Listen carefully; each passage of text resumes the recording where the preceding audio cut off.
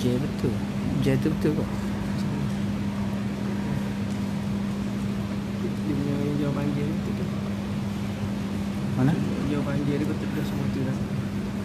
So betul tu. Betul. So ayat lalu tu. Aku ingat pula. Aku tak ingat. Bismillah. Bismillahirrahmanirrahim. Alhamdulillahi rabbil alamin. Assalatu wassalamu ala asyrafil anbiya'i wal mursalin Sayyidina Muhammadin wa ala alihi wa sahbihi ajma'in. Qala rabbi shrah li sadri wa yassir li amri wa hlul 'uqdatam min lisani yafqahu qawli. Subhanaka la ilma lana illa ma 'allamtana innaka antal alimul hakim. Wala haula wala quwwata illa billahil aliyyil azim. Nawaitu ta'lu wa ta'lim wa tazakkih wa bi'ulumihi fid darain amin. Rabbi yassir wa la tu'assir wa tammim bil khair wala haula wala quwwata illa billahil aliyyil azim. Amma ba'du. Assalamu alaikum warahmatullahi wabarakatuh. Jadi tamu-tamu kita mengucap syukur pada Allah Subhanahu wa taala. Pertama-tamanya kerana hari ini Allah Taala beri peluang kepada kita untuk masuk kepada tahun baru. Baru berlalu saja apabila azan maghrib tadi. Setahun dah kita tinggal tahun 1441 nah. Kita tinggal dah. Gapo dia yang kita isi dalam tahun tu, kita sorang saja tahu.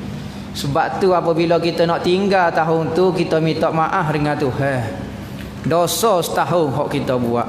Kalau kita buat dalam keadaan sedar dan tidak sedar sebelum meninggal ke tahun 1441, ya Allah ya Tuhanku, hamba minta maaf belaka. Dosa hamba hak setahun nah. Mudah-mudahan tahun baru ni lepas pada maghrib kita berdoa pula. Doa apa? Sebagaimana ya Allah ya Tuhanku, kamu beri rezeki kepada aku boleh masuk tahun baru ni, aku minta tahun ni lebih baik daripada tahun dulu. Kalau boleh kebajikan saja, tak ada maksiat dalam tahun ni. Tu kita orang mukmin. Lagu tu masuk keluar, masuk masjid ada doa, keluar masjid ada doa. Dapat baju baru, sunat berdoa. Maka antara benda baru yang kita boleh adalah tahun baru. Maka disunatkan berdoa apabila boleh benda baru. Ada orang kata doa ni tidak ada nas daripada Nabi. Kaedah dia doa tak perlu nas daripada Nabi. Doa ni umum. Kaedah dia doa berbentuk umum. Tak ada istilah kata mesti kena ada riwayat daripada hadis baru disunatkan berdoa. Tak. Kerana doa ni permintaan. Apabila permintaan dia bergantung dengan seseorang. Gapo dia berlaku, situasi gapo dia berada sekarang, maka dia berdoa sesuai dengan dia. Kalau berdoa ni mesti kena ada nah belaka, banyak benda tak boleh. Orang panggil semaya hajat. Gapo dia? Periksa SPM biar lulus. Tak ada nah tu, hamba tak pernah jumpa Nabi doa SPM. Tak ada berat. Anak hamba nak boleh kerja, biar boleh kerja. Tak ada nah lagi tu. Tak ada nah dalam Bukhari Muslim minta suruh boleh kerja. Tak ada nah. Maka kaedah dia doa berbentuk umum. Tak syarat ada doa, tak syarat ada hadis ada gapo, maka berdoa tu disyariatkan. Ud'uni astajib lakum. Berdoa mintalah dengan aku, katanya Allah, aku akan perkenan kepadamu. Jadi kita ni masuk tahun, keluar tahun, dapat rumah baru, dapat pindah, masuk hari Jumaat. Maka setiap situasi kita orang mukmin ni ada doa semacam. Tujuan doa supaya kita tidak lupa Allah. Supaya kita tidak lupa Allah. Kalau tak ada doa, kita akan hidup kita rasa kita sekita-kitanya. Tak pernah berdoa. Pakai baju lupa Tuhan, jalan lupa Tuhan, naik kenderaan lupa Tuhan, boleh makan lupa Tuhan, boleh tidur lupa Tuhan. Maka sebab tu Nabi ajar doa pada semua keadaan. Maka masuk tahun luar tahun ni bukan keadaan kau, bukan suasana kau, bukan gapo kau. Tak perlu gapo-gapo serupa dengan tahun biasa-biasa. Maka ulama menyatakan sunat juga berdoa. Nabi setiap kali nampak bulan, anak bulan, maka dia akan berdoa. Hilalum khairin wa rusdin. Anak bulan yang baik, anak bulan menjadi petunjuk. Nabi tengok anak bulan, permulaan bulan-bulan, Nabi berdoa. Maka kita pun begitulah juga. Jadi saya sudah bimbang lah. Orang dok marah berdoa awal tahun demo tak sedok doa, demo rasa hanalai sangat, tak perlu ke Tuhan. Gilah masuk tahun ni demo rasa bisa sangat. Tapi kita orang mukmin tak ada kekuatan nak taat Tuhan. Awal-awal tahun lagi hamba minta dengan Tuhan supaya Tuhan tolong hamba boleh jadi juru. Bukan dengan kekuatan hamba sendiri. Tu orang mukmin. Ada orang tak payah berdoa, tak apa muka tak ada dalam hadis. Aduh. Macam-macam jenis perangai manusia lah ni. Orang panggil mabuk air sejuk. Hak ni paling bahaya sekali. Mabuk arak lepas pada mabuk teh. Hak mabuk air sejuk ni sudah. Minum air sejuk pun mabuk sudah. Kita masuk kepada kitab. Kita setuh sikit bab awal tahun akhir tahun tu takut ada orang dok papoh lagi. Hamba tak siap kat tangan malah berdoa. Benda ni tidak ada dalam hadis dalam gapo. Oh yes. Jadi kalau kita buat tu molek dah, minta doa dengan Tuhan. Siapa dia berani kata tak molek? Siapa dia berani kata tak molek minta doa dengan Tuhan? Ikut hamba nak doa pukul berapa? Awal tahun akhir tahun kau berapa ni? Ni ada orang tak suka kita berdoa dengan Tuhan. Minta berdoa dengan siapa dia? Minta tolong dengan manusia tak apa. Minta pitih dengan manusia, minta goni dengan manusia tak apa. Berdoa dengan Tuhan pun ada orang marah dalam ni. Habis kerja dia nak marah orang. Berdoa dengan Tuhan pun kena marah juga. Masuk kepada kitab kita Muniyatul Musalli. Berkata Syekh Daud bin Wan Abdullah Al-Fatani di dalam kitab dia yang sangat masyhur Muniyatul Musalli.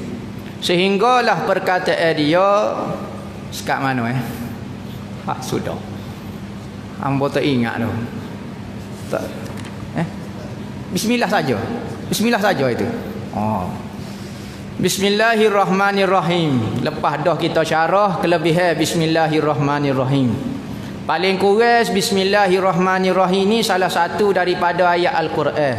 Salah satu daripada ayat Al-Quran. Maka siapa dia yang baca Bismillahirrahmanirrahim satu huruf dalam Bismillahirrahmanirrahim dapat 10 pahala kebajikan. Kerana dia salah satu daripada ayat innahu min Sulaimana wa innahu bismillahirrahmanirrahim.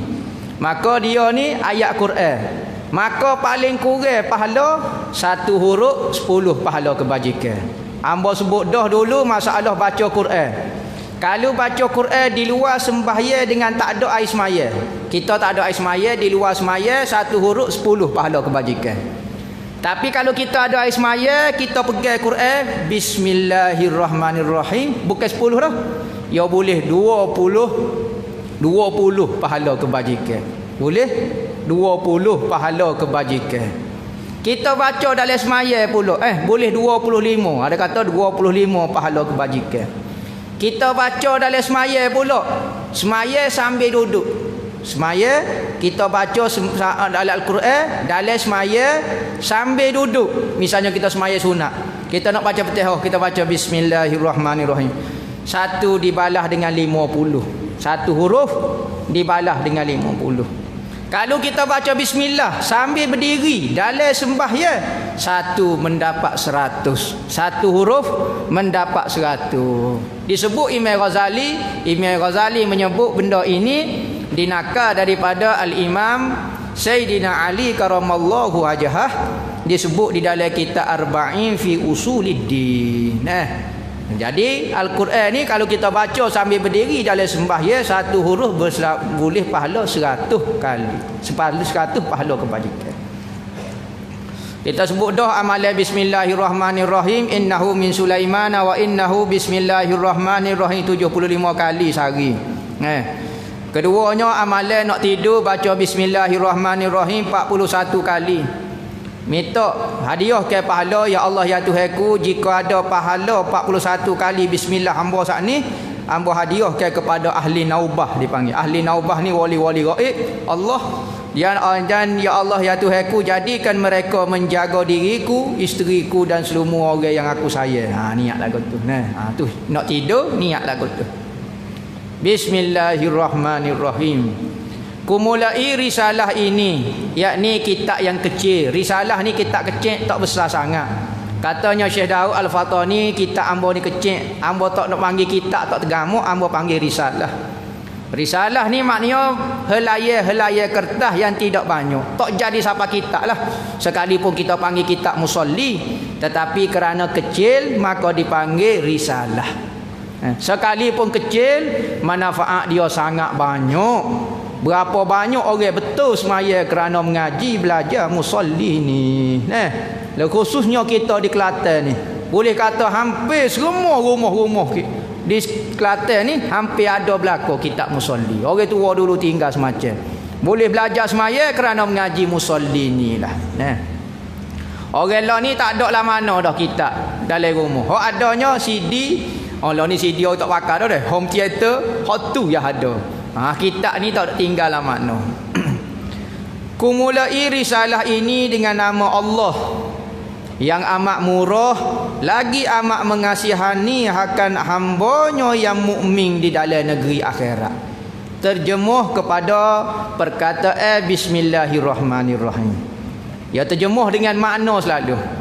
Katanya pengarang, maksud bismillah, maksud dia aku mulai dengan nama Allah. Bismillah ke nama Tuhan. Jadi maksud bismillah memanglah tak ada perkataan aku mulai, tapi dia terjemuh dengan syarah-syarah selalu. Aku mulai dengan nama Allah Ta'ala. Mulai apa dia? Menulis kitab ni. Bapa mulai dengan nama Tuhan? Mulai dengan Tuhan lah. Bapa guna nama-nama Tuhan? Orang lah ni kan tak sih. Nak Tuhan belakang. Hak selain pada Tuhan tak sih. Quran tak sih. Atau tu baca lah Quran ni. Siapa dia etikot Quran ni ada kelebihan pula. Ada Quran ni dapat memberi kesan jadi kupu pula. Tak sih. Baca Quran pun tak sih dulu ni. Maka maksud bismillah ini dengan nama Allah, yakni dengan berkat nama Tuhan. Dengan berkat nama Tuhan aku mulai yang maha pemurah lagi maha penyayang. Pemurah Allah Ta'ala ini kepada orang kafir pun Tuhan wi makan, orang Islam pun dia wi makan. Tu murah sungguh Allah Ta'ala. Setengahnya terjemuh Ar-Rahman ni maknanya borah. Borah molek demo belanja tahun ni. Maknanya tak talah buih semacam. Sebab tu kita tengok atas masjid ni, kita tengok sendiri Tuhan borah sungguh dengan kita. Kita tak dengar kata dia wi makan supaya tolong. Kita tak semaya tu boleh makan. Kita lawan Tuhan boleh makan. Weh Tuhan tak talah alik Tuhan. Daripada pagi tadi hamba duk nyawa berah. Tak talah langsung alik Tuhan. Borahnya belanja kita. Kita masalah lah ni. Kita dengan Tuhan kita sebenarnya masalah. Alik Tuhan tak talah dah. Ar-Rahman sifat dia, pemurah. Umum pemurah Tuhan ni, maka di atas muka dunia nampak jelas. Nampak jelas pemurah. Mana kalau saya Tuhan pula tak nampaklah mana di atas muka dunia. Kerana apa? Kerana kita tengok orang kafir pun Tuhan wi makan. Jadi kita tak tahu ke Tuhan saya ke orang kafir ni. Maka pemurah Tuhan zahir di dunia. Saya Tuhan zahir di akhirat. Maka sebab tu dia dahulu ke Ar-Rahman daripada Ar-Rahim. Kerana kita duduk di atas muka dunia, dan dia bersifat umum. Ar-Rahman ni, maka pemurah Tuhan Allah. Kadang-kadang kita jadi terkeliru pula. Orang hok lawan Allah Ta'ala, orang hok kafir orang duk batu kih ni, tak pernah sembah Tuhan. Makan nasi minyak perut bulak sekotak. Jadi kita pun jadi kan nampak pemurah sangat Tuhan. Kan takut Tuhan saya juga ke dia. Tergelar saya timbul pemurah dia. Tetapi lagi amat mengasihani akan hambanya yang mukmin dalam negeri akhirat. Tetapi saya Tuhan di akhirat kita nampak Tuhan. Tuhan saya orang mukmin rupanya. Orang kafir Tuhan tak saya. Mana kita nampak betul-betul di akhirat. Gapo dia maksud Tuhan saya? Tuhan bubuh orang mukmin dalam syurga, orang Tuhan bubuh orang kafir dalam neraka. Nampak dah ya Allah ya Tuhanku hak mu saya hak mana? Ambo duk atas muka dunia aku ingat mu saya belako. Orang kafir pun mu saya. Tak nampak kerana terlalu murahnya Tuhan atas muka dunia. Saya Tuhan zahir di akhirat. Tetapi bagi orang perhati, saya Tuhan zahir dah atas muka dunia. Tetapi secara umum kita tengoknya pemurah Tuhan nampak jelas atas muka dunia, saya dia zahir di akhirat. Nah. Hambanya yang mukmin, hak tak mukmin Tuhan tak saya. Hak tak mukmin Tuhan tak saya. Nah, dalil dia Tuhan bubuh orang kafir dalam neraka. Sakitlah dia, meraunglah dia. Kalau saya tak bubuh dalam neraka. Nah, lagu tu. Terzahir dia. Alhamdulillahi rabbil alamin. Allazi ja'ala as-salata tariqatal muttaqin. Tak tahulah supo kodok hok ngak nah. Yo bezo-bezo cetok ke tu biasa deh. Bezo-bezo sikit ni ambil syarah dia ni. Ambil syarah dia. Alhamdulillahi rabbil alamin allazi ja'ala as-salata tariqatal muttaqin. Segala puji bagi Allah, Tuhan sekalian alam. Tuhan yang menjadikan sembahyang, yakni sembahyang 5 waktu ini jalan segala orang-orang muttaqin. Maka lepas pada pengarang sebut bismillah, maka dia sebut puji Tuhan. Puji Tuhan, segala puji bagi Allah. Semua pujian yang berlaku di atas muka dunia ini, semua itu yang berhak dan miliknya adalah milik Allah. Kita puji Tuhan, maksud kita puji hamba Tuhan pun bererti kita puji Tuhan juga. Kerana Tuhan yang mencipta hamba tu. Supaya kita lah ada orang naik motor depan kita, perut berhenti parking depan kita. Kita pun kata, oh comel motor ni. Tuan dia pun rasa bangga selalu. Kita tak puji tuan dia, kita puji motor dia. Tuan dia supaya menyepak je ada atas tu nya, motor ya comelnya.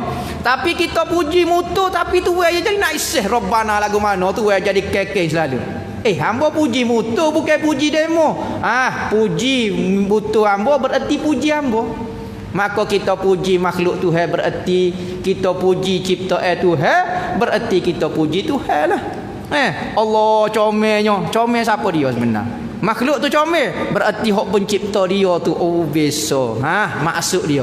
Maka semua pujian yang berlaku atas muka dunia, sama ada Tuhan puji diri Tuhan, Tuhan puji makhluk, makhluk puji sama makhluk, makhluk puji Tuhan, semua itu adalah memuji Tuhan berlaku.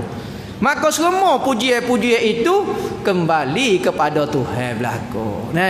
Sebab tu kita apabila orang puji kita, kita jangan naik seh. Kerana orang itu puji Tuhan sebenarnya. Maka jangan kita jadi naik seh. Oh puji hamba. Bapa kita tak boleh rasa lagu tu. Kerana kebaikan itu sebenar daripada Allah. Kita boleh jadi baik, kita boleh jadi bagus, kita jadi sedap, kita jadi begini, kita jadi gapo, itu pemberian Tuhan. Seolah-olah kita meminjam kereta. Misalnya kita kita pinjam kereta Mercedes orang, tiba-tiba orang puji kereta Mercedes tu. Kita nak kata lagu mana? Moga kereta orang. Kalau naik seh juga berat benar kita. Oh kereta pinjam, tiba-tiba naik seh juga berat lah. Begitu juga kelebihan yang ada pada kita. Kita boleh mari balasuh. Orang kata berjuruhnya lah awal tu boleh mari balasuh. Jangan rasa geram. Rasa lagu mana? Allah terima kasihnya lah Tuhan zahir ke baik, tutup hak jahat hamba. Ayat ada doa. Sebab tu doa orang puji kita ni ada doa. Allah gaya apa? Allahumma ja'alni khairam mimma yazunnu.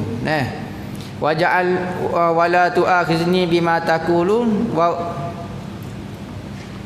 waghfirli ma la ya'lamun. Ya Allah ya Tuhanku, jadikan aku lebih baik daripada hak dia duk sengko. Orang duk puji kita ni sengko dia tak yakin. Maka kita doa, ya Allah ya Tuhanku, jadikanlah aku lebih baik daripada hak dia sengko. Dan jangan ambil kesilapan kalau ada dalam kata-kata dia, dan ampunkanlah dosa aku hak dia ni tidak tahu. Dia duk puji hak dia tak apa ya. Hak sembunyi hamba tak tahu. Ya Allah ya Tuhanku. Tu doa orang puji kita. Siapa dia kau Tuhan tu? Tuhan sekalian alam. Tuhan ni asal daripada kalimah Tuhan.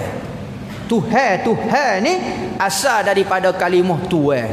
Kerana dalam kitab tua dulu, kitab-kitab Jawi tua dulu, kalau dia nak tulis orang tua, dia tulis alif, waw, ra, nga, orang. Tua dia je lagu ni. Ta, waw, ha, alif. Tuha kita baca. Bukan tuha. Tulis ta, waw, ha, alif tapi baca tua. Tua. Ha tulis tapi bunyi o. Maka Tuhan ni asalnya ta, waw, ha, nun. Jangan baca Tuhan, baca Tuhan sekalian alam. Berarti Tuhan ni apa dia? Tuan kepada sekalian alam. Tulisan dia sebenar. Tuan kepada sekalian alam. Banyak kau alam nampak sekalian ni. Alam ni terlalu banyak. Alam ni terlalu banyak. Katanya Sidi Ibnu Arabi kata, makhluk Tuhan ni kalau kita naik ke atas, so naik pah ke mana pun akan jumpa makhluk Tuhan. Kita turun akan temu makhluk Tuhan. Kita pergi kanan, gigilah sampai ke mana pun akan temu makhluk Tuhan. Kiri pun pergi unggah berapa juta kilometer, berapa ribu perjalanan pun akan jumpa makhluk Tuhan. Depan kanan pun begitu juga. Luahnya alam Tuhan. Alam dunia, alam akhirat hok kasar sekali. Alam dunia ni ada pula alam jin, alam manusia, alam bunia, alam haiwan, alam tumbuhan, macam-macam jenis. Sebab tu kita duduk atas surau, kadang-kadang ada orang nampak hatu. Apa? Termasuk alam, bertukar alam. Maka apabila alam ni nak suruh manusia tak takut, Tuhan sembunyikan makhluk lain. Kalau nampak belakang kan, sodah kita, ketar tak rasa. Berlalu bercampur roh lagu mana? Jin pun mari menadah, malaikat bertindak-tindak lagu mana kita. Jadi payah, jadi roh ni. Apa dia duduk lagu ni? Tahu sekok malaikat duk. Jadi kan dia roh ni jadi apa? Jadi nampak serah lega. Kita nampak bok kita ya. Apa? Dipanggil dimensi. Alam ni dimensi dah. Alam ni maknanya dimensi. Orang dia terjemah dimensi. Ni lah ni ada alam lain ni, tapi tak setuh dengan kita, tak serah berat kerana pandainya Tuhan bagi alam ni. Kalau tidak sudah kita main dengan hatu raya apa cerah. Rumah kita tak buat, dia duduk pula penuh dengan hatu raya. Apa kita rasa tak ada apa-apa, Tuhan bagi dah alam. Siapa dia yang menguasai semua alam tu, yang mentadbir jin apa semua tu? Allah. Tu dia. Bukan kata Allah ni Tuhan kepada manusia saja. Jin, malaikat, gapo dia makhluk kita tak tahu pun, tu semuanya adalah makhluk Tuhan. Dalam kitab syarah kitab gapo dia tak ingat Syekh Nawawi Banten waktu. Syarah alam ni dia kata di arasy Tuhan, di arah Tuhan. Tak tahulah dia petik dalam gapo tapi disebut dalam kitab. Dia kata di arasy. Antara makhluk Tuhan adalah dipanggil arasy. Arah ini meliputi semua alam duduk bawah dia belaka, seperti pada bola sepak dengan sebentuk cincin. 7 petala langit, 7 petala bumi ni seperti satu cincin yang dilempar di tengah pada. Ni sebuah alam dengan arah ni alam ni 7 petala langit ni seperti pada dengan cincin. Tak tahu setara mana arah ni. Maka di arah tergantung 70,000 pelita. Kendil dipanggil. Kendil ni pelita. Di arah tergantung pelita. Ada 70,000. Maka alam ni duduk dalam satu pelita tu saja. Ni alam semua ni duduk dalam satu pelita tu saja. Lepas tu 99,999 belakang tu duduk mana? Tak tahu. Kulla yaumin huwa fi sya'. Setiap hari Tuhan adalah kerjaan dia. Bukan sikit kerjaan Tuhan. Kita ada anak 3 orang pun tak ada nak mari balasah dah, kaluk-kalah dah. Tuhan mentadbir kita seorang. Ni atas surau ni berapa orang dok perlu ke Tuhan? Kipah, ekong, kapek kita nak nyawa nak gapo. Siapa dia urus? Semua Tuhan belaka. Bukan macam kulla yaumin huwa fi sya'. Setiap hari Tuhan adalah kerjaan dia. Tuhan yang menjadikan sembahyang. Dia kata hamba puji Tuhan ni terlalu banyak sebab dia salah satunya hamba nak puji Tuhan hari ni kerana Tuhan yang menjadikan sembahyang 5 waktu itu sebagai jalan orang bertakwa, orang muttaqin. Nampak nak sebut mudah. Tok khatib tiap-tiap hari Jumaat sebut ittaqullah, takut ke Tuhan. Mudah perkataan tapi berat muttaqin ni.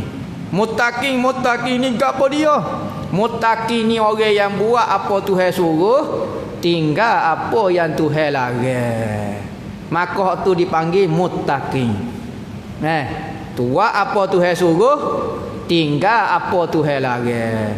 Selagi mana kita ada lagi buat maksiat walau satu jenis saja maksiat, orang yang bertinggal belakang soni maka jauh daripada sifat takwa. Pas kita lagu mana tak tahu, tak tinggal habis lagi maksiat kita. Maka takwa tak boleh lagi. Katanya Imamul Ghazali, siapa dia yang tidak masuk kepada makam at-taqwa muttaqin, maka amalan dia tidak diterima Tuhan. Saja-saja yang mari menadah, saja-saja yang mari semaya. Apa? Sebab ada lagi maksiat tinggal. Dalil mana? Ayat Quran kata innama yataqabbalullahu minal muttaqin. Tuhan hanya menerima ibadat orang bertakwa saja. Pas kita kubeh hanya tak tahu alik-alik jatuh. Pas bila kita nak terima, tak sodok koyah Tuhan terima lagi amalan kita. Tetapi kena buat juga. Tak terima ke tak terima, buat juga. Tak payah hulai dah, tapi terima tak sodok koyah lagi, kata Imam Ghazali. Katanya ulama lain ai berat kalau lagu ni. Maka Ibnu Hajar dan siapa dia Izzuddin Abdul Salam kau kata kita ni Tuhan akan terima amalan kita sekalipun kita dak buat maksiat pun tak apalah. Kerana apa? Kerana ada ayat Quran lain sebut wa may ya'mal misqala dzarratin khairan yarah wa may ya'mal misqala dzarratin syarran yarah. Siapa dia yang buat baik walau sebesar debu, dia akan tengok di hari akhirat, yakni dibalas. Siapa dia yang buat jahat sebesar debu, dia akan tengok, yakni akan dibalas juga. Maka orang ni sekalipun dia buat maksiat lagi, sekalipun besar debu, dapat balasan juga. Berarti Tuhan terima juga. Tak syarat kata kena tinggal habis. Legalah sikit pak kita. Kalau nak tunggu muttaqin baru terima ke?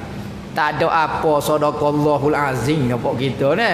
Kadang-kadang bab ni juru dah bab lain pula. Hak lain tak tala belaka, riba pula. Hak ni juru belaka, ngata kat orang pula sikit. Hak ni gitu pun macam-macam bersakut dengan kita ni. Hak tu masuk muttaqin, buat apa yang Tuhan suruh, tinggal apa Tuhan larang. Tu makna pertama bagi kalimah muttaqin. Apa kita buat apa yang Tuhan suruh dan kita tinggal apa yang Tuhan larang kerana kita takut dia lah. Maka makna yang kedua, muttaqin itu orang yang takut ke Tuhan. Tu makna kedua dia panggil. Bukan kata muttaqin tu orang takut ke Tuhan lalu dak. Kalau takut ke Tuhan tak semaya. Demo hamba muttaqin hamba takut ke Tuhan. Pas tak semaya, semaya bab lain. Takut ke Tuhan, mula orang ujuh lagu tu. Mula-mula kabar-kabar tu ya tu muttaqin semaya bedok ni. Hamba nampak yang kubel lagu ni, hamba takut ke Tuhan ni. Takut ke Tuhan tak semaya. Bisomna demo takut ke Tuhan. Demo takut ke Tuhan. Ngaji fardu ain dak. Takut ke Tuhan lagu tu. Ramah bertabah lagu tu. Takut ke Tuhan. Maka muttaqin ni bukan takut selalu. Dia kena buat apa Tuhan suruh, tinggal apa Tuhan larang. Sebab tu kerana takut. Bukan kata muttaqin tu takut selalu. Takut selalu saja. Tu maksud dia nah. Wa ja'ala fiha qurrata aini sayyidil mursalin wa ruknan min arkaniddin. Dan Tuhan yang menjadikan di dalam sembahyang itu, hamba baca cara rekah-rekah ni. Hamba tak baca cara aid domain ni. Kembali domain aid dak lah. Inyo tak baca lagu tu takut jadi kepening. Jadi hamba baca cara mudah-mudah lagu tu nah. Wa ja'ala fiha qurrata aini sayyidil mursalin wa ruknan min arkaniddin. Dan Tuhan yang menjadikan di dalam sembahyang itu sejuk mata hati penghulu segala mursalin, iaitu Nabi kita. yakni dijadikan sejuk mata hati Nabi dengan musyahadah akan Tuhannya di dalam sembahyang, dan menjadikan sembahyang itu satu rukun daripada rukun agama. Dan Tuhan menjadikan sembahyang sejuk mata hati kerana Nabi sebut, salah satunya hadis Nabi kata dijadikan sembahyang itu penyejuk mata hati. Mata hati kita apa maksud sejuk mata hati? Benda kalau molek kita tengok dengan keadaan Allah sejuknya, tengok pandangan mata kita akan menyebabkan hati kita rasa sejuk. Maka benda-benda yang comel, yang indah menyejukkan mata hati kita. Benda-benda yang kita tidak suka memanaskan mata hati. Kita tengok mata tak panas tapi dalam hati wah panas. Tapi kalau benda yang sedap, benda yang kita suka, kita tengok tu sejuk mata hati. Maka antara benda yang menyejukkan mata hati Nabi pun sebut, kalau saya ada masalah, saya akan bersegera untuk sembahyang. Ni kita kohos maya kohos rabu. Nabi kalau ada masalah pergi semaya lupa selalu. Dia kata Allahu Akbar lupa selalu. Kita Allahu Akbar supo dah perkataan Nabi Allah Maha Besar, tapi duk serabut lagi benda lebih besar daripada Tuhan ada dalam hati kita. Jadi mulut kita menipulah sikitnya tapi Nabi apabila dia sebut Allah Maha Besar sungguh di hati dia, maka lupalah segala masalahnya. Kita duduk berlatih lama dah tapi duk rasa besar lagi. Sebab tu kita duk takbir Allahu Akbar tak boleh lagi. Allahu Akbar serabut lagi. Allahu Akbar duk serabut lagi sebab tak masuklah mana. Hanya suara saja tak masuk kepada hati. Yakni menjadikan sejuk mata hati Nabi dengan musyahadah akan Tuhan dia dalam sembahyang. Apa maksud musyahadah? Asal daripada kalimah syahidah, syuhudan. Syahid maknanya melihat dengan mata hati dan pandangan. Sekalipun di mata lendai ni tak nampak. Saya nampak baronai, saya nampak awak, saya nampak ni, saya nampak ni. Sekalipun mata lendai nampak, tetapi syuhud dia melihat Allah. Gini gambaran dia, seperti seorang yang gila kepada seorang perempuan. Orang hati dia duk gila, duk ingat kepada seorang perempuan. Maka dia lalu kepada rumah perempuan tu, dia tengok selipar perempuan tu. Dia pun tengok, jenak dia. Dia nampak selipar kau, dia nampak jenak. Tak, dia nampak selipar, tapi hati dia syuhud jenak. Siapa panggil syuhud jenak? Hati dia duk nampak jenak dah. Lalu kau alik belakang kain seh. Weh jenak. Nampak kain seh tu. Nampak mata dia pun nampak kain seh. Tetapi hati dia syuhud nampak jenak. Oh bisa. Maka kita Nabi Muhammad semaya nampak ni juga. Dia bukan kata nampak jadi hancur, makhluk jadi beran, nampak putih syuhud Tuhan. Tak gitu. Tu cerita katung. Syuhud ni pandangan hati, ruh kita tengok. Alam jasmani tak gelap. Fano begitu juga. Alam rohani, alam jasmani dia tak gelap, tak ugah. Orang fano jadi gelap habis. Nampak masjid jadi berat. Dak orang tu kecil manis. Jadi berat, pecah tu kecil manis. Bukan nak fano orang tu, dia kecil manis. Nampak? Jadi orang syuhud nampak lagu ni, tapi dia syuhud Allah. Tak pernah telitah pun. Seperti kita lalu pada satu sungai yang mana bayar pokok melintah di sungai.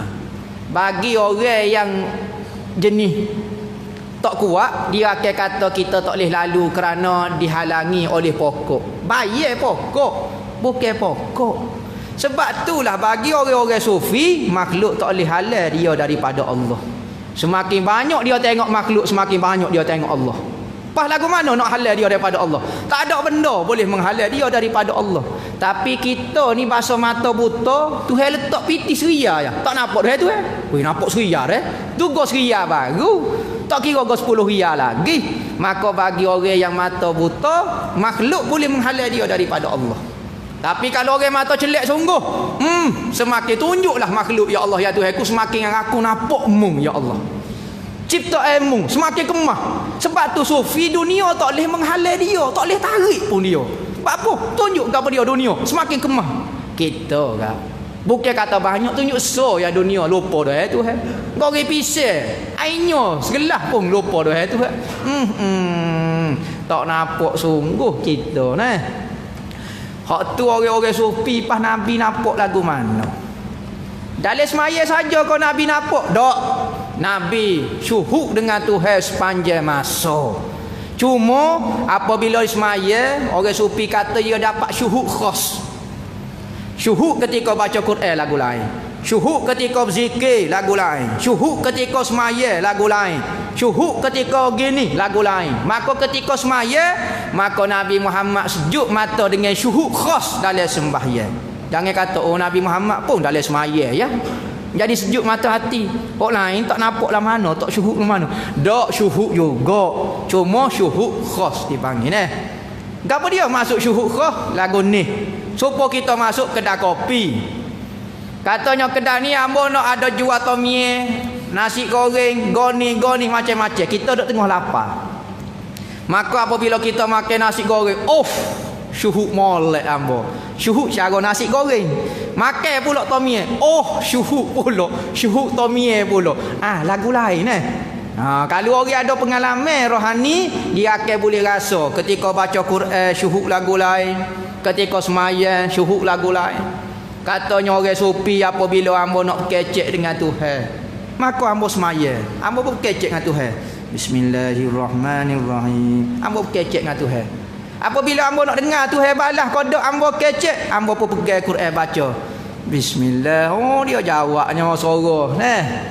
Sebab apa? Suara pun keluar Tuhan juga waktu ambil suara. Sebab tu orang sufi tak ada benda boleh halal dia dengan Tuhan. Dia duduk Amerika, kau duduk mana pun, kita duduk atas surah sekolah lagi. Banyak benda boleh mengingatkan Tuhan.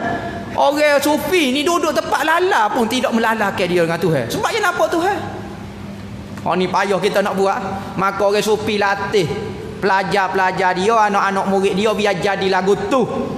Kerana apa? Kerana kalau kita ada kelemahan, tentera Imam Mahdi lagu mana nak perang dengan Tuhan? Nak perang Amerika, nak perang dengan musuh Tuhan. Kalau ada kelemahan, kita pitih 2 3 4 ria nak ubah beleping dah. Jadi orang-orang wali, orang-orang sufi ni tak ada kelemahan. Buat marilah gapo dia pun hamba ingat Tuhan semacam. Tu musyahadah dalam semaya maksud dia. Pas lagu mana rasa dia kena berlatih. Semaya cara zahir kena betul dah syariat. Allahu Akbar. Semaya betul kena jaga juga. Hak dalam hati pun kena jaga juga. Lepas ni Syekh Daud akan sebut lagu mana nak semaya cara batin. Sebab tu orang dulu mengaji musolli semaya dia kena. Dia semaya kita tengok tergetik-tergening. Kita dengar suara dia pun suara tenang. Allahu Akbar.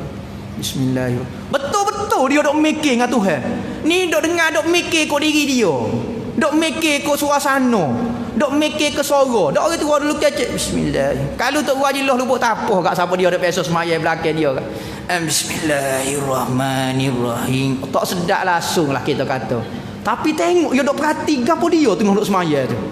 Payah belakang Maka kena belajar Jangan dok kata hamba belajar dah, kena belajar. Orang ni dia ada bidai-bidai ahli dia. Orang bagi semaya nak khusyuk, dia ada ahli dia. Lagu mana nak berlatih, kena ahli dia. Supaya kita nak baki basikal, nak baki motor lah. Orang baki basikal, dia ada ahli dia. Baki motor, ada ahli dia. Lagu tu. Dan menjadikan sembahyang itu satu rukun daripada rukun agama. Katanya dalam hadis, as-salatu imaduddin. Sembahyang itu tiada agama. Wa man aqamaha faqad aqamaddin. Siapa dia yang telah menunaikan sembahyang, maka dia telah membina agama dia. Wa man tarakaha faqad hadamaddin. Siapa dia meninggalkan sembahyang, dia telah menghancurkan agama dia. Tu ia besar sekali wa ja'ala fiha jannatal ajilah wallahu a'lam. Tengok Syekh Daud dia tak pergi ke rukun selalu. Dia kecek bangsa hati dulu. Kerana orang sembahyang yang ada rohani, ada batin, barulah sembahyang itu boleh mencegah daripada perbuatan maksiat zahir dan batin. Ada soalan ke?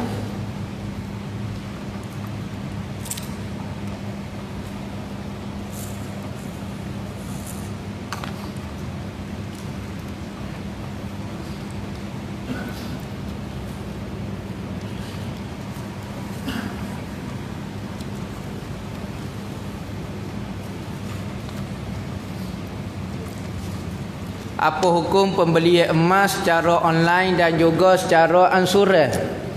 Hukum dia riba dan berdosa transaksi lagu tu. Pertukaran secara emas dan bertangguh, hukum dia berdosa. Kerana emas ini barang yang naik turun. Contohnya ambo wi hari ni, misalnya ada orang nak beli dengan ambo. Nak beli dengan ambo. Ambo wi emas hari ni kepada dia. Niat nilai dia 300 lah sekarang misalnya. Esok yang nak naik 4 hari ambo wi kepada ambo. Jadi 300 4 karat. Tidak kau jadi naik turun. Maka barang ribawi dia panggil emas ni. Maka kalau nak beli boleh. Wi selalu. Tak ada nak tukar lah. No wi selalu. Kalau bertangguh, hukum dia tak boleh lah. Hukum dia tak boleh. Bukan kata tak boleh jual beli emas, boleh. Tapi jangan buta. Masalah law ni, siapa law ni pokok kita dok buat, orang tino lebih-lebih lagi, beli barang kemas, buta. Haram hukum dia kerana masuk dalam kategori emas dan mata uang. Duit ni masuk dalam satu jenis. Maka kalau nak beli direct. Beli direct. Cash lah. Maknanya tak boleh buta. Dia akan jadi riba. Apa hukum pakai emas berbentuk haiwan seperti rama-rama? Hak ni masalah buat patung lah. Hukum dia haram lah buat patung sekalipun untuk buat gelar emas, buat cicing kau, buat gapo kau, buat pala tukak kau, gapo dia, hukum dia tidak boleh. Bagi pendapat kata benda ni haram, maka tak boleh lah buat gelar kau, buat gapo, hukum dia haram. Tak syarat gelar emas buat bentuk gapo-gapo pun tak boleh, buat lipai kau gapo dia tak boleh. Apa hukum qadha solat fardu dalam keadaan jamak qasar bila duduk dalam musafir? Gini. Kita kalau nak jamak qasar, nak qadha sembahyang dalam bentuk jamak qasar, kalau kita tinggal saat ni dalam jamak qasar juga. Misalnya masa kita musafir pergi perok dulu, kita pernah tinggal sembahyang. Masa jamak lah. Maka kita nak qadha. Ni nak gimana? Hamba nak pergi Kuantan. Hamba telah. Masa dulu pun hamba tinggal dalam musafir juga. Maka nak qadha dalam musafir boleh, jamak qasar boleh. Qadha dalam bentuk jamak qasar. Tapi kalau kau tinggal rumah, nak pergi tanya nak musafir, pakai buat jamak qasar. Qadha tak boleh hukum dia. Kalau hak benda tu luput di rumah, wajib kena semaya tamam. Tak boleh buat gitu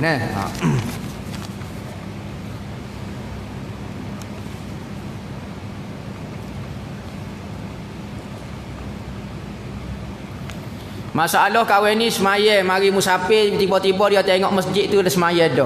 Boleh kau dak hamba nak semaya jamak qasar? Boleh kau dak nak ikut orang semaya di masjid semaya tamam ni? Boleh hukum dia ikut sah, tetapi tak boleh qasar. Tak boleh buat dua dah. Kita semaya Zuhur ikut tu imam setempat. Maka tak boleh buat dua, kena buat empat kot mana. Sebab tu kalau kita nak buat qasar tak usah berimam dengan orang. Tak usah berimam dengan orang hak semaya biasa, semaya tamam. Nak jamak tak apa, tak ada masalah. Qasar tak boleh kalau kita ada semaya dengan orang semaya biasa.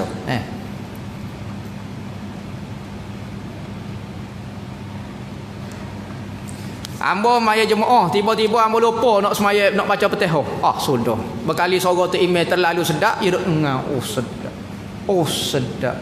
Tak imam pun Allahu akbar rakaat. Sudah tak baca Fatihah. Lagu mana? Wajib kena baca Fatihah. Wajib kena baca Fatihah sampai habis. Dibenarkan ketinggalan. Dibenarkan ketinggalan. 3 rukun panjang-panjang. Sebab apa? Sebab khoya jadi makmum. Belakang ni akan sebut masalah ni.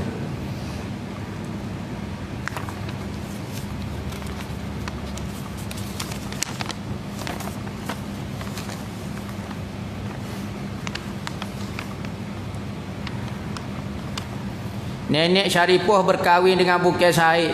Anak keturunan ni ada darah Rasulullah kodok. Gini. Masalah keturunan darah ni ada campur sapa belaka. Tetapi dari sudut hukum nasab, hukum atas muka dunia, tak boleh dipanggil Tok Said dah. Kerana melalui darah perempuan. Sebab apa? Sebab katanya Nabi nasab melalui lelaki.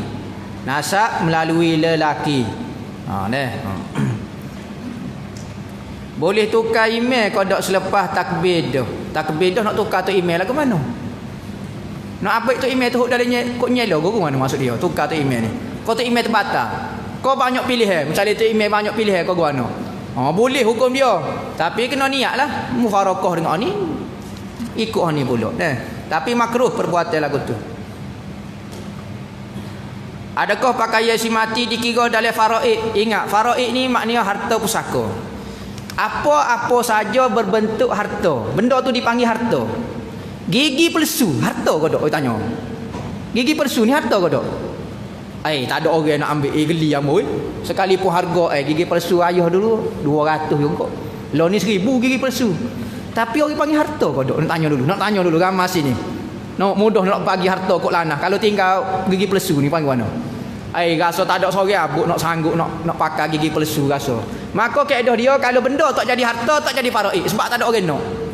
Apabila benda tu ada nilai, ada harta, mesti kena difaraidkan. Gitu mudah kalau benda tu misalnya gapo dia tinggal, ayah tinggal kotak gesek tak ada apa.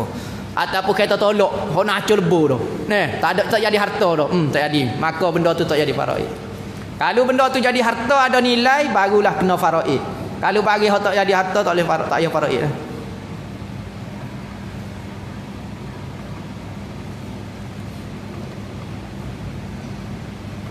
Dia kata tarikh bertunai, tarikh berkahwin saya ni, saya ikut ni lah kira ni. Maknanya kira molek ni. Adakah benda ini dikira kurafat? Kurafat ni, tarikh ni gapo dia apa semua, molek ko tak molek gini. Dia bab tarikh ni kita kena belajar. Alam ini Tuhan tak buat sama. Setahun 360 hari. Setiap hari ada tabiat dia.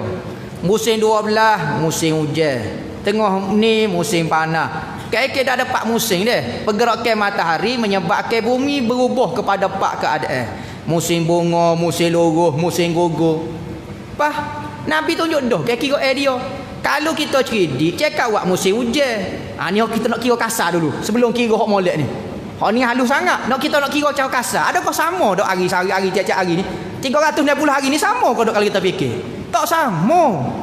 Berubah cuaca ni musim panas, ni musim covid, ni musim penyakit. Lain. Maka tarikh dia ada. Dia ada tarikh. Maka ada ilmu hok betul juga. Sopo kita lah. Ramalan cuaca. Jangan percaya kepada ramalan pun dia jadi syirik. Pas dia mau bawa baju sejuk apa semua ni, bawa baju hujan apa semua. Malah dia mau kata hujan. Ambo percaya kepada ramalan kurafat dak. Ya adalah ilmu dia nya.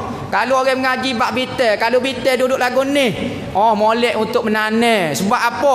Udara dia molek, air hujan akan cukup. Kita tak reti, kita akan kata reka belaka ni pak cik ni kata. Dia pandai tengok. Orang dulu tengok awal pandai dah. Kalau awal duk bawah matahari lagu lain.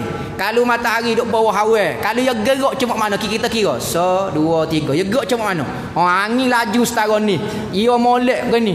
Pas kita tak reti, duk kata kurafat ilmu orang tua. Ngaji malah. Wa fauqa kulli zi ilmin alimun katanya Tuhan. Di atas kalau orang duk mengaku alim-alim, ada lagi Tuhan yang maha alim. Ingat ilmu kita saja ke? Ilmu Tuhan ni banyak. Tuhan tak wik kita seorang. Kalau tidak dia jadi takabur kita. Nya bagi hak ni sikit. Pocik ni tak pandai baca Fatihah, tapi ilmu ni dia pandai. Jangan dak tanya ilmu Fatihah lah dengan dia nya. Patut dak nafi ilmu orang. Apa jenis perangai lagu tu? Dia bagi basikal tak reti. Apabila ustaz ni reti belaka. Masuk kubel lagi. Tu ilmu masuk baru tak ilmu astronomi lagi. Orang lah ni duduk kata bodoh orang tua kita. Orang tua kita aling dulu gi ke laut tak bawa gapo satu. Amerika bawa kompas. Takut tak jumpa daratan ni. Orang tua kita gi sengih-sengih gitu ya. Boleh kelik Dia tengok lagu mana? Tu penting ilmu ni. Ni dok kata orang tua kita kurafat. Dia tengok bitel ni bitel darat. Kalau gi sini siapa di Kelantan, gi bitel ni siapa Terengganu. Ni kau ni dia boleh royak soso. Hak ni daratan, hak ni nak gi ke Amerika, hak ni nak gi ke. Sebab tu pok kita tak pakai kompas. Ilmu. Ada lagi generasi membodohkan mu ayah. Nabi royak dah akhir zaman akan timbul satu golongan orang muda duduk kata ke orang tua dia. Ada muslim ni. Habis ilmu orang tua kita dia kata kurafat, duk kata gapo. Dia mengaji tak seh. Ngaji pun tak faham pada kata. Ilmu ni falsafah dah pula, pening dah pula. Dia mengaji tak seh, palak tak reti, rubuk mujayak tak reti baca. Tu tu tak kira tu lagi. Astrolog hok zaman dulu. Tubik air liu. Kecek saja, buah saja. Hok tu kita kata gini. Hok ustaz hok kecek sedap-sedap tu kata demo kecek video demo sajalah. Kalau demo tajwid, kecek buat tajwid saja. Kalau demo buat bahasa Arab, kecek bahasa. Jangan campurlah. Bukan alim. Pun demo hamba tahu setara mana demo ni nak kecek semua bidah. Hamba nak kesedaran. Sebab ramai lah ni sikit-sikit gak kurapak selalu. Nah. Adakah dikira betul ni itu ibu bapa tak tahu, dan bagaimana pula jika ibu bapa masalah betul ni ibu bapa tak tahu, kena beritahulah ibu bapanya. Memang tidak syarat tapi jadi tak comel lah, jadi tak comel, kena beritahu ibu bapa ni betul ni. Kecuali orang Tino ia ada wali dia, ibu bapa mesti tahu. Manakala lelaki ni sunat beritahu ibu bapa.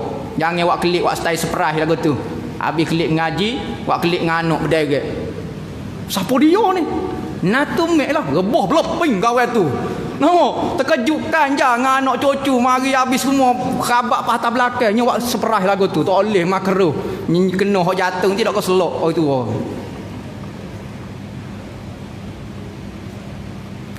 Seorang tu berzina, lepas tu berkahwin. Anak tu tak boleh dibengkai kepada ayah. Kerana anak tu hasil daripada hubungan sebelum berkahwin. Selepas berkahwin, boleh anak baru boleh nisbah kepada ayah. Kerana nisbah anak melalui perkahwinan. Mazhab Syafi'i. Mazhab Hanafi hubungan ayah anak melalui persetubuhan. Berarti kalau zina, tu anak dia. Mazhab Syafi'i kita bukan anak. Nak nikah dengan anak zina dia pun boleh. Sebab dia lahir sebelum daripada kahwin. Tak boleh dah, hukum dia haram. Nak terik-terik berdosa hukum dia.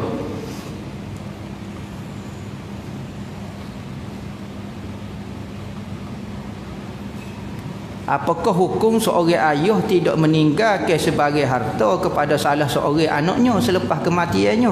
Sedangkan anak-anak lain mendapat bahagian masing-masing, ditinggal lagu mana ni? Ya gini. Ingat. Harta ini milik ayah dulu. Kita nak kecek ayah. Ayah ada kuasa nak beri kepada siapa-siapa. Ayah ada 10 hektar tanah. Anak dia ada 12 orang. Ayah nak beri sekat-sekat seorang. 2 orang tu ayah tak sewi. Hak tu tak panggil saka, hak tu pemberian ketika hidup. Maka apabila mati tak boleh tak ada saka lah. Maka sebab apa? Sebab sudah diberi ketika hidup. Tapi apabila mati, ayah sudah tidak ada kuasa. Salah satunya ayah masuk capur juga ketika dia mati, dia wasiat.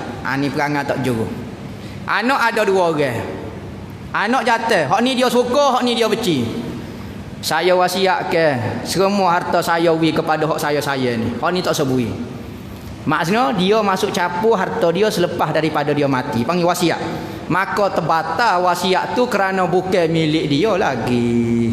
Wajib dibahagi dia atau separuh-separuh. Maka tak timbul istilah tak ada boleh ni. Tak ada kata tak boleh lagi bagi hamba. Sebab tu faraid penting. Kerana manusia ni dia akan bagi menurut perasaan, suka dan benci dia. Maka faraid ni Tuhan bagi dah. Mu benci setara mana, ketar nak marah ke anak tinamu, mesti dia boleh 1/4 ataupun kalau ramai boleh 2/3 harta. Anak jatuhmu, kalau dia ada seorang, mu benci setara mana, gapo-gapo dia, wasiat tak sewi ke dia, automatik apabila mu mati, semua harta mu boleh ke dia. Tak ada istilah kuasa gapo-gapo. Jadi apa timbul jadi tak boleh ni. Lepas kali dia bagi masa hidup kali kawan tu, nak kata lagu mana. Dan juga seorang yang dekat nak mati, tak ada kuasa dia urus harta dia kecuali 1/3 saja. Orang tu nazak nak mati. Kita 3 abdu nak mati. Maka boleh kalau dia bagi semua harta ayah wi ke masjid wi ke, tak boleh. Hanya 1/3 daripada harta baru boleh. Misalnya harta dia semua tinggal 3 juta. 1 juta saja dia nak pergi ke masjid, nak pergi ke pondok lagi. 2 juta lagi dia wasiat pun tak sah. Kerana apa? Kerana ni hak waris. Kerana ada orang dia benci ke anak dia, apabila dia mati hang tak siwi harta, nama tak dengar kata sangat. Hang nak pergi pondok belaka. Tak sah. Maka Islam jaga orang hidup 2/3 lagi mesti tanya saka. Kalau orang hak terima saka kata saya setujulah, dah ayah nak wi belaka tak apa, saya tak sihat dah wi. Allah pergi. Tapi kalau kata dak, wajib kena wi kepada dia. Ayah dia nak marah ketar dalam kubur. Oi, boleh ke dia juga. Ambo tak kat royak. Oh, tak usah nak marah ke Tuhan lah. Dah Tuhan bagi dah. Tuhan gitu. Ha. Kalau kita tak bayar apa-apa sama. Jenis tak bayar sama pula tanya ambo, boleh ke tak? Ho payah selalu. Kalau ambo jawab celok ambo ngajar PJ depan ni. Nama. Bayar sama kena bayar lah kita rohak lah kita dunianya nah akhirat tu boleh kira lagi dunia rohak lah hidupnya nak mungkin ambo kata tak apa pas tak jadi ugah pula tak wi kesel pun ya benar kena tanya JPJ soalan ni benar soalan ambo pun nak buat lagu mana tahu soalan ni soalan JPJ sebenarnya jadi kalau ambo nak jawab pun kena bayar juga sama lagu tu jadi pandai-pandai nak hidup ambo sebut nah. Apa hukum main game beli barangnya dalam game online tersebut?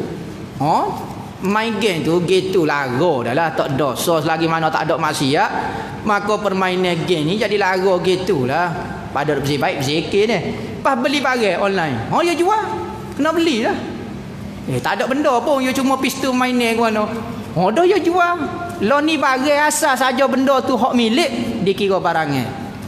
Misalnya, ambo buat sos cili. Ni sos cili dia. Ambo pun tulis hak milik ambo.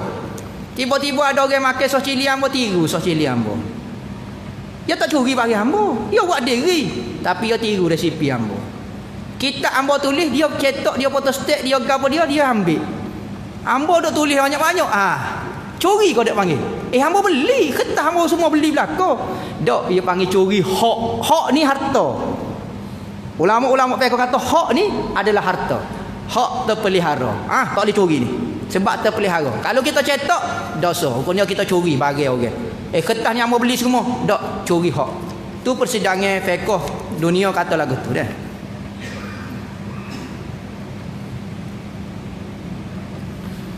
Dulu semaya tak ada ilmu tak sah pas lagu mana lah ni kena qada ni sedih kita dengar soalan lagu ni. Kena qada lah. Allah tak ada ke pendapat lemah tak payah qada. Tak tanya. Selalu sambung selalu ayat dia. Gini. Kita tahu dah semaya kita tidak sah. Usahalah kita. Semaya betul lah. Patut kita kena qada sekadar kita mampu. Dah kita sedar dah Tuhan nak tengok kita ya. Sungguh qada kita nak mengkiparatkan dosa kita ni. Nak timba balik kesalahan kita ni. Sungguh qada rema sanggup ada qada sekadar kita mampu. Lagu tu. Nyo Tuhan nyo terima. Apa penting biar sungguh sikit nak taubat. Ni nak taubat syarat taubat dia kalau semaya kena qada lah. Tak si nak mana dah tu taubat sebenarnya. Kalau sungguh ambil semaya tak niat ketika basuh muka pelik sungguh memang tak sah lah masa lagu tu. Ambil semaya kena niat lah di mukanya.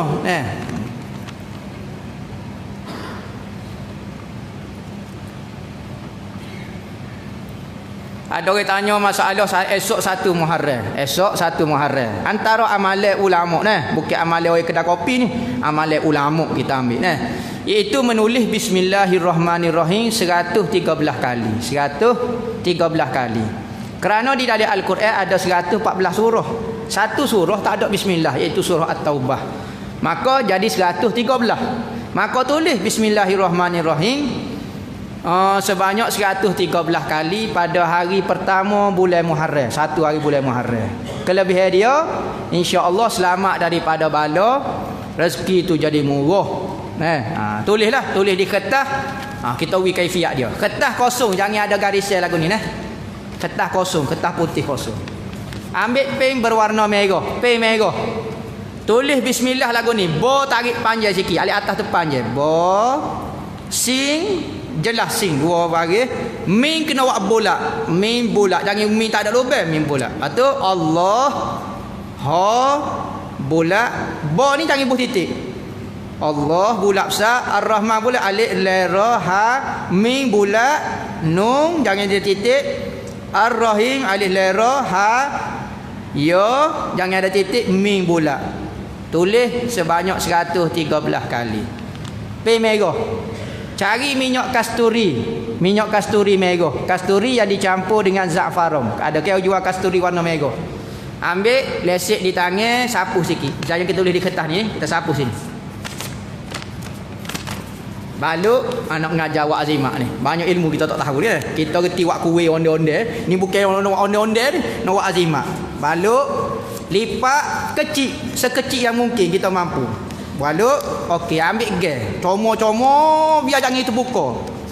Selit di tali pinggir, selit bubuh dalam beg duit. Tanggung semacam. Insya-Allah duit tak putus lah macam terlebih. Tu cara dia. Ada nah daripada hadis kodok tak ada lah. Orang ni sebut dalam kitab ni.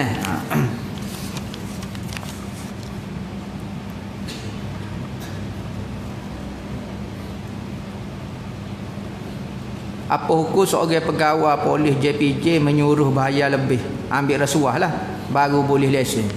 Oh tak boleh lah. Gini, masalah rasuah ni lagu ni. Rasuah yang haram adalah kita meresuah seseorang kerana apa dia? Kerana nak menyatakan benda betul jadi salah, benda salah jadi betul. Contohnya, kita salah, kita peresuah dalam mahkamah nak kata kita ni betul. Haram. Ataupun orang itu betul, kita nak resuah kawan tu nak ayat dia tu salah. Haram hukum dia. Tapi kita resuah kerana nak ambil hak kita. Misalnya, patut benda ni boleh kita dah. Ya tak wi. Tak wi. Kena buat mai kat hamba. Sudah. Patut boleh kat hamba. Dah memang lah. Tapi kena bui. Maka kita bui tu bukan kerana nak rasuah dia. Nak ambil hak kita. Maka kita bui harus dia ambil tu haram. Biasa orang-orang tanya kalau orang ngaji tanah harak. Tanah harak ni dia tak wisa. Wisa ni, apa dia? Hak nak duduk di negara dia. Hak kita kan. Kita boleh kena bui lah. Tapi kata nak minta biti. Sudah kata-kata. Kena cocok dia mah. Cocok kita nak ambil hak kita dah. Bukan kita hak orang. Kita nak ambil hak kita. Maka boleh hukum dia. Jangan nak ambil hak orang, tu dosa dah. Nak ambil hak kita sendiri, hukum dia boleh. Tu tak panggil rasuah lah. Luah rasuah tak dosa panggil. Bagaimana nak didik hati jadi sabar dan sentiasa bersangka baik dengan Allah, duduk dengan guru-guru mursyid. Tak boleh duduk rumah, duduk dengan laki bini, duduk dengan anak-anak tiba-tiba nak berlatih sabar. Tidak kau cekik mati anak dia. Ingat kita nak jadi tukang masuk, nak bagi butuh, nak bagi apa dia pun semua ada guru. Maka antara nak belajar orang-orang sufi nak belajar sabar, nak belajar jadi juru pun kena ada guru. Hak tu paling molek sekali. Kalau kita nak berlatih seorang, payah sikit. Tu ya. Bukan kata tak boleh, payah sikit kita nak berlatih sabar. Kadang-kadang kalau kita berlatih sabar seorang ni kita kata kita sabar. Duk senyap seorang ya. Di atas masjid sore. Hamba sabar dah lah ni. Cuba terawak lah buah kedai kopi Orang semih sikit. Wah, bedang. Orang nampak sabar ke apa lagu tu. Duk sore memang sabar. Cuba terawak duduk dengan orang. Maka guru-guru ni dia pandai melatih orang ni. Maka kena pergi cari ahli dia lah. Adakah tekanan perasaan depression ni berkaitan dengan keimanan seseorang? Gini. Orang tekan-tekan ni orang lupa Tuhan. Apabila orang ingat Tuhan ayat dah ala bi zikrillahi tatmainnul qulub. Ingat betul-betul. Sesungguhnya ingat Tuhan tu menenangkan hati kamu. Tiba-tiba kita tidak rasa tenang. Kita tak ingat Tuhan betul-betul. Kalau kita ingat Tuhan, berhenti kita nak marah ketas setara mana. Misalnya hujan turun. Kita buat kapal-kapal kita buat hujan turun. Kita kata Allah hujan nak marah. Orang apa kata? Tuhan buat turun hujan. Kita berak. Senyap lalu. Apa? Kita tahu dah siapa. Tapi apabila kita lala sikit kita nak marah selalu.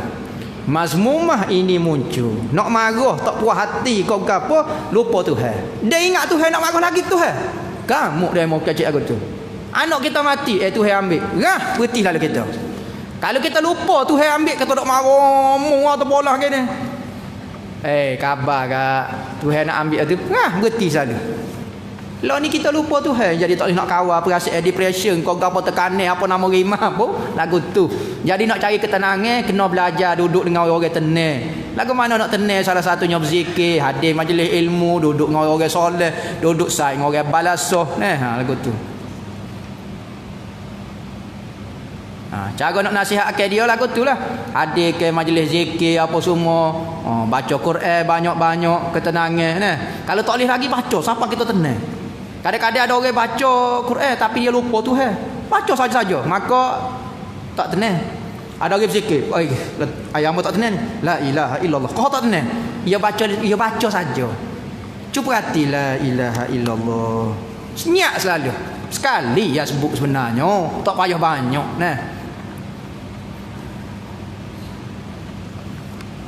di asrama ada kahwin histeria. Apa yang hendak dilakukan? Sebelum dia histeria, kita buat histeria dulu. Dia jadi bingung. Apa kahwin ni lebih-lebih histeria? Ya gini, asrama ni banyak jenis. Ada betul hatu. Kedua, bukan hatu, dia serabut perut. Dia serabut, dia buat histeria lah. Kadang-kadang putus cinta lah kalau orang tena buat histeria. Lagu tu. Ya jangan panik, jangan panik. Kalau hatu betul-betul, bak lain. Kalau kawasan orang tena kau kena jaga kebersihan. Pempeh-pempeh dia, tuala-tuala wanita tu kena jaga. Tu pintu-pintu masuk setan belakang. Bacalah wirid zikir. Duk asrama tu jangan duduk sokor, duduk pasal radio, duduk pasal gapo. Ada baca Yasin kau gapo minta berlindung dengan Tuhan. Adakah pahala belajar online sama dengan belajar masjid? Tentu dah tak samanya. Tapi kedua-duanya dapat pahala. Seperti orang tu berzina dengan orang tu tengok orang berzina, sama-sama dosa. Tapi hak ni live, hak ni melalui internet. Sopo saja dosa dia, cuma hak ni berat sikit hak ni. Maka orang ngaji juga, hak molek juga, ngaji online boleh pahala, ngaji live pun dapat pahala. Tapi beza ke apa dia? Tak dapat pahala majlis ilmu, tak dapat pahala iktikaf, banyak benda lah bumi dengan langit. So lagi lah ni. Betul ke hujan Muharram ni hujan direct daripada syurga? Bagian ni kau ganah dah ni. Gini, dalam kitab-kitab sebut hujan yang pertama di permulaan tahun. Hujan yang pertama di permulaan tahun. Maka hujan itu daripada syurga. Dalam kitab sebut. Tu hamba tak tahu tapi dalam kitab ada sebut gitu. Ada riwayat kata hujan selepas daripada lama tak hujan, maka hujan itu turun daripada syurga. Ada maksud ke turun daripada syurga, iaitu turun dengan rahmat Tuhan. Syurga ni digambarkan sebagai rahmat Tuhan. Lama tak hujan, tiba-tiba turun hujan, seolah-olah turun daripada syurga. Sebab tu apabila lama tak hujan dan hujan, dalam kitab-kitab fiqh sebut sunat kita pergi mandi dengan air hujan yang pertama turun. Kita sunat kita buka piyah buka dedah tubuh kita. Sunat mandi. Kalau tak air sikit sunat ambil air semaya. Kalau boleh buat dua-dua. Kita air hujan tak sogi Dok sunat lagu tu. Sebab apa? Kerana hujan ni tanda rezeki, tanda nikmat. Berarti kalau kita tengok hujan nampak tak besar sangat, seolah-olah meremehkan nikmat Tuhan. Sunat kita kalau hujan turun kita rekan, ya Allah hujan turun, kalau tak hujan sunat kita ada kat tangan lagu tu. Tu dalam kitab fiqh ni. Tengoklah rojong ada berlaku dalam kitab fiqh antara benda sunat yang dibuat ketika hujan turun. Tak ambil dalam kitab Ramayana Mahabharata ada lah. Wallahu a'lam, panjang lebar dah lah. Mudah-mudahan semangat kita untuk belajar, semangat kita untuk baiki hubungan kita dengan Allah Ta'ala semakin meningkat. Harap-harap tahun ni hubungan kita semakin rapat dengan Allah Ta'ala. Kubai kita pun kita semakin berkenalan dengan Allah Ta'ala. Lagu tu. Wabillahi taufiq wal hidayah. Wassalamualaikum warahmatullahi wabarakatuh. Bismillahirrahmanirrahim. Allahumma khtim lana bi husnil khatimah wa la takhtim alaina ya Allah bi su'il khatimah. Rabbana atina fid dunya hasanah wa fil akhirati hasanah wa qina azabannar. Sallallahu alaihi wasallam. Alhamdulillahirabbil alamin. Ambo nak umum esoknya kelas muslimat pukul 9. Pukul 9.30 dah. 9.30 tu ada 9.30 kuliah duha bagi muslimat di masjid ni lah macam sekala. Kitab tu insya-Allah lah kita tengok pula